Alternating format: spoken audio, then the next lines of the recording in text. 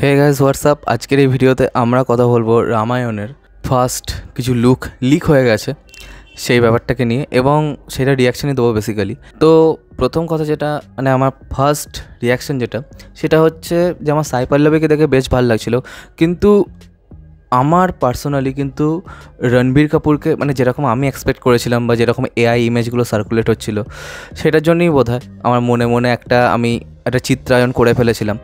তো আমার কিন্তু সেরকম মনে হয়নি, ঠিক আছে। মানে রণবীর কাপুরকে দেখুন, আমি জানি যে রণবীর কাপুর কোন লেভেলের একটা, এবং I am a Ranbir Kapoor fan.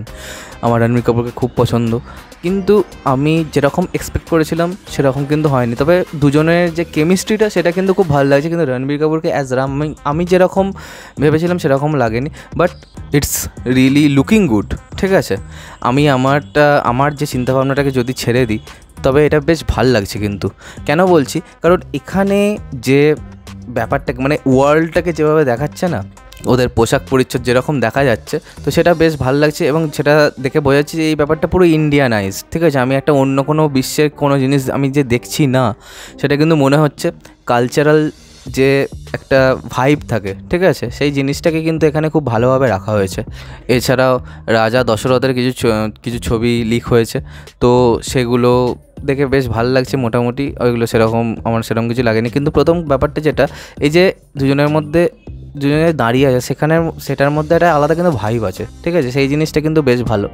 এরপরে আমি যে ব্যাপারটাকে নিয়ে কথা বলতে চাই, এই যে লিক এখানে যে হয়েছে, এর মানে এটা নয় যে সত্যি করেই ব্যাপারটা লিক, মানে এইটা কিন্তু মেকার্সদের তরফ থেকেই লিক করে দিয়েছে, ঠিক আছে। কারণ একটা ক্লোজ ডোরের মধ্যে কখনোই লিক হতে পারে না, এবং এটা করা হয়েছে তার কারণ এটা এই যে অডিয়েন্সের ফার্স্ট ইনিশিয়াল যে রেসপন্স সেটা কেমন সেটা দেখার জন্য, সেটা একটুখানি দেখে নেওয়ার জন্য যে কীরকম লাগছে অডিয়েন্সের, ঠিক আছে। এবার বেশিরভাগ ম্যাক্সিমাম অডিয়েন্সের কিন্তু এটা খুবই পছন্দ হয়েছে, সবাই কিন্তু খুবই ভালো বলছে, ঠিক আছে। কিন্তু বেশ কিছু লোক আছে, তো এখানে নেগেটিভিটি তো হবেই।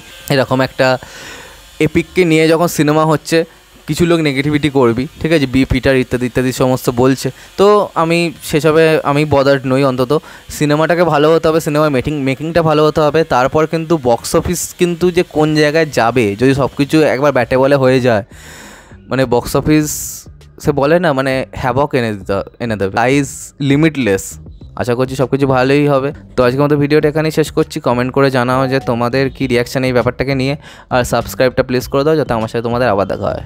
Bye bye.